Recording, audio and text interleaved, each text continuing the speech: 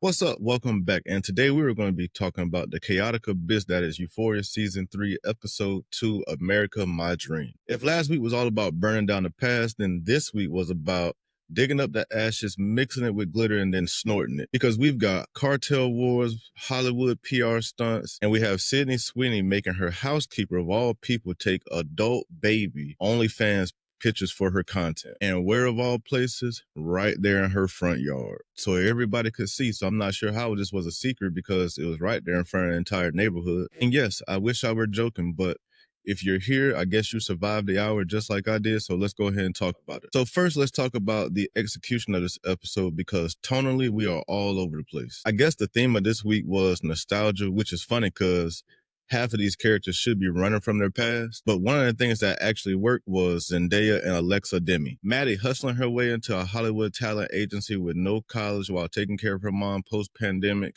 That is one hell of a come up. She's honestly kind of operating like a shark. And then we have this new version of Rue, the California sober version. Her being a problem solver now after such a chaotic past and while working at the Silver Slipper is actually a fresh flavor on her character. And me personally, I love the production design of this nightclub because the neo-Western, neo-noir style vibe was really good. And then one thing I want to touch on is the cinematography in that flashback scene when she was at the gas station calling her mom and all the lights went off in the dark. That was a really, really nice scene. And now it kind of explains just going back to why her mom and sister aren't in the show. That's a good way to write them out. They basically cut her off because of her chaotic past. But then let's talk about what I feel is absolute trash in this episode because I am getting tired of this Cassie storyline already. I get it. They're trying to make some profound statement about Gen Z and the monetization of the body and taking control back. But having Cassie drip ice cream on herself in her front yard yet again for 213 likes is honestly like a brick in the face. And it feels like bait, honestly. And speaking of, did you catch that Levinston's inner Tarantino jump out in the Alamo thing? All I have to say about that is some of those monologues felt a little bit forced. So moving on to the mysteries, the Easter eggs, and the theories that are going to keep us up for the rest of the week thinking about this show. First, let's talk about this inner brewing cartel war that we have. So we do find out that Tish died because of a quality control issue that Laurie people had. And basically they didn't clean out the scale and they had a little bit of fentanyl on it and it got mixed in with the ecstasy and that's what happened to Tish. It's almost just dumb luck or bad luck. And then we end all of that in this episode by Alamo sending a literal pig and putting it in her living room. And I'm not sure how it got there with all her little security and all the people that live in the house. So how did they sneak a pig in? I'm not sure, but pretty funny. And then the whole remember that Alamo was not so subtle either. So that was pretty entertaining, but just filler content in my opinion. But here's my theory for all of that. Rue probably thinks that the Silver Slipper is going to be her home away from home and her saving grace. But honestly, by aligning herself with Alamo is almost like putting herself in the middle of a turf war.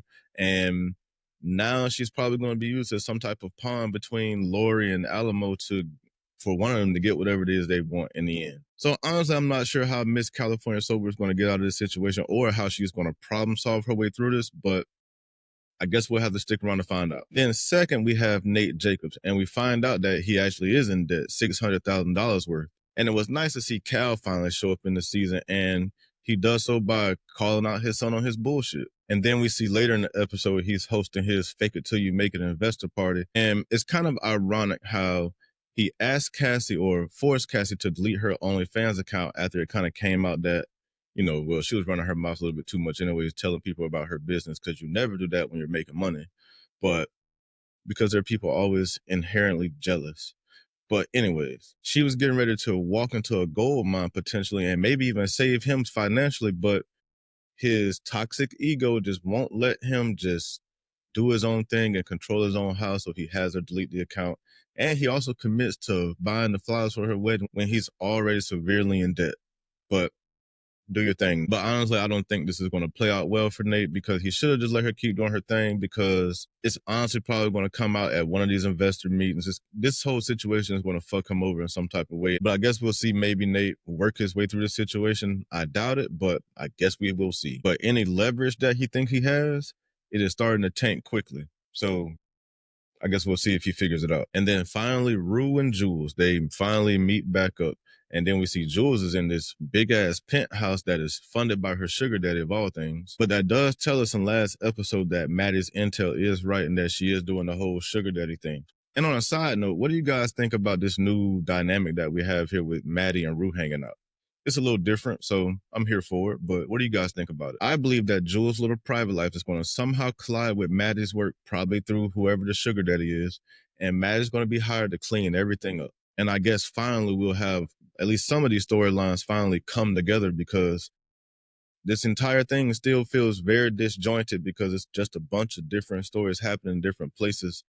And it seems like they're trying to come together, but this is very much a bunch of different stories put together and they're calling it a show or an episode. But episode 2, a lot like episode 1, was just another beautiful mixed bag. Now, it does lean into the dark underbelly of what the American dream actually is: the fraud, the drug wars, the survival tactics. And it does make for some gripping TV. But then it honestly starts to get bogged down by this endless loop of Cassie and all of the things that she has going on in her life. And it's just starting to feel like we're trying to balance a crime thriller on one side and then a social satire on the other side. And it's just the ball is getting dropped somewhere and it's not all good. But just like last week, the visuals and some of the performances are really what's holding it up, because the story is a little bit incoherent and there's only really one story that you can really focus on.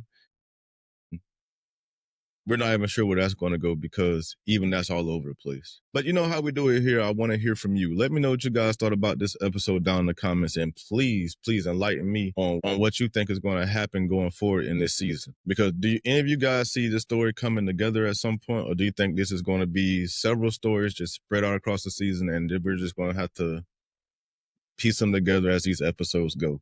Which isn't the funnest thing to do, but it's not that hard to watch because not all of these stories are very important. A lot of this is filler, in my opinion. And these episodes are just a little chaotic and wild, but they're fun to watch, I guess. They're really nice to look at.